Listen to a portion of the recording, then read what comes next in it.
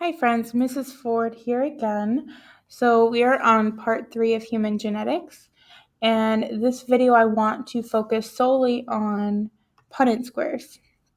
Okay, so I know you may not know what a Punnett square is yet. That's okay, we're going to walk you through it. We're going to see some examples. Just to get some vocab down, again, please remember to add these to your glossary. A Punnett square is a tool used to determine the probability or chance of an offspring having a particular phenotype. So remember, phenotype is the way that a trait looks. An example of a phenotype would be, in this example, a purple flower or a white flower. It's what the trait looks like. Okay? So if big B equals purple flowers, which would be the dominant trait because it's capitalized, and little b equals white flowers, which would be recessive because it's lowercase. What are the chances of the flowers being white? So we have everything laid out here, and the way you're going to do a Punnett square is you're going to take the genotype from both parents. So let's say parent 1 has a one dominant allele, so they have one capital B, and one lowercase b, so one recessive. So they have one dominant, one recessive. And then parent 2 also has one dominant allele and one recessive allele. Okay, now what you're going to do is you are going to, it's kind of like a multiplication table chart, like when you were in elementary school that I'm sure you used while you were learning your times tables. You're going to take this first letter here, capital B, and you're going to just meet in this first box. Okay? Now, we're going to bring down this capital B here. So it's kind of like you're just, these two genes or these two alleles are meeting in a box that they have in common. So we have a capital B here, a capital B here. So the genotype of this potential offspring is going to be big B, or two dominant alleles.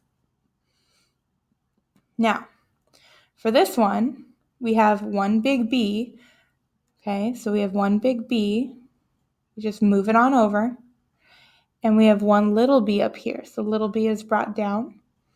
So this potential offspring would have a genotype of big B, little b.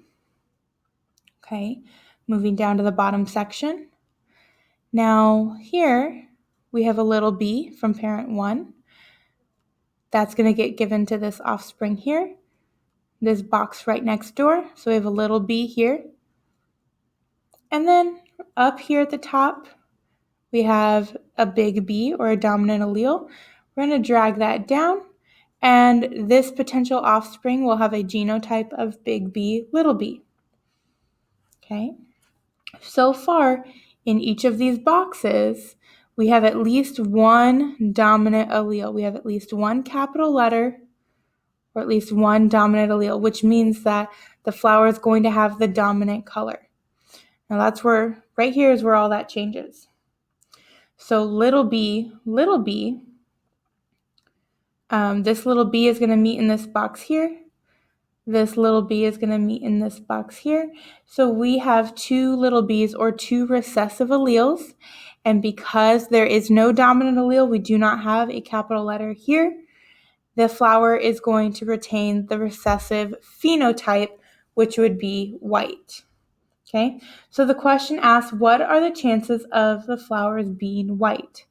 Well, in our 4 boxes here of our potential offspring, we have it divided into 4 sections, right? So think about like quarters and a dollar, right? So there's 4 quarters and a dollar. If I divide my large square into 4 sections, each section is worth a quarter or 25, right? So each section, each square in a Punnett square is worth 25%. So what are the chances of the flowers being white? The answer would be 25% because this is the only white flower that we have in this Punnett square. Okay, and then we would express that as a percentage like we did here, so it would be 25%.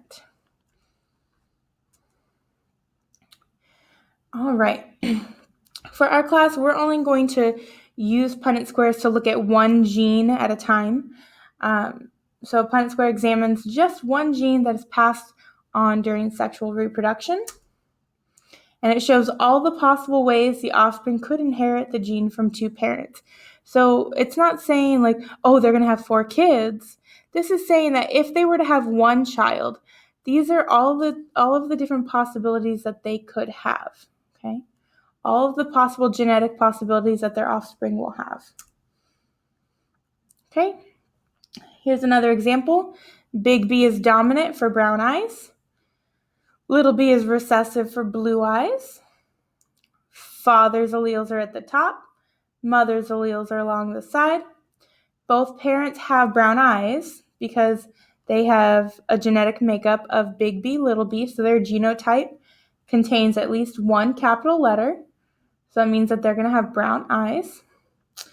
So we can see the probabilities of the phenotype of the offspring.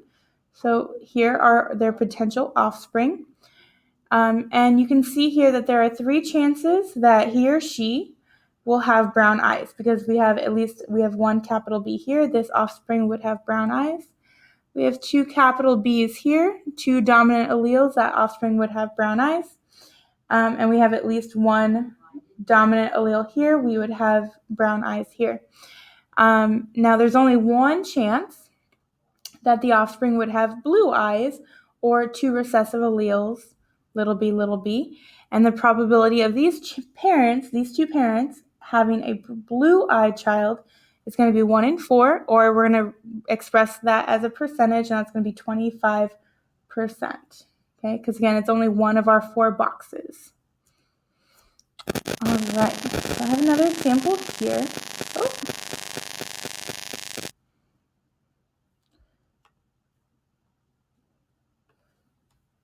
Okay. Fabulous. So again, here's an example. Again, we have big A, little a, big A, little a. We're not sure what we're coding for here, but again, you can see we're just meeting in the box, meeting in the box that they have in common. This would be classified as homozygous dominant. This would be classified as homozygous recessive, and these 2 boxes would be classified as heterozygous. All right.